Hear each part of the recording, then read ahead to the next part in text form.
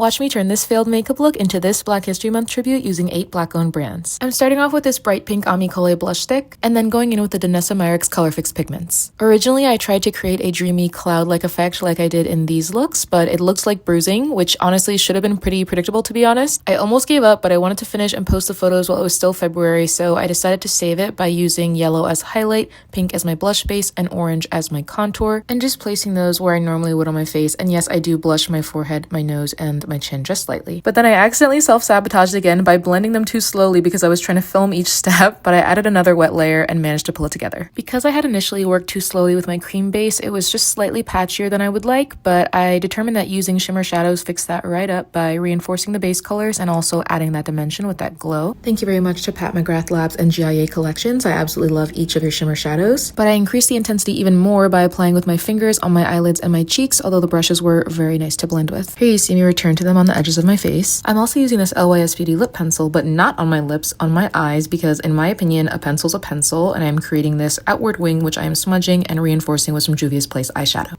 I have been super into this Fenty Beauty mascara lately, so I am very carefully applying that, and I am now turning to my Thread Beauty Bling It gems. I'm placing them in a pentagon shape where each gem will be the point of a star, and then within that doing an upside down pentagon where each gem is the valley between a point, and then filling in the rest of the star. I initially did 4 stars on my face, 2 smaller ones and 2 larger ones, but then I just didn't like the way that looked. It felt unbalanced, so I took off the 2 larger ones and went over it with eyeshadow. Like nothing ever happened. Next, I'm adding some beauty marks for that je ne sais quoi, and finally the lips. I'm using this red Fenty lip stain in the center of my lips, and then coming full circle with the glittery Gloss Bomb Fuchsia Flex. And that is the final look. Given that I started off with something that was honestly kind of horrendous, I am so happy and proud that I landed on this look, and I'm even prouder that I used 8 Black-owned brands to do so. And I strongly believe they deserve our support every month. If you made it to the end, I really appreciate you.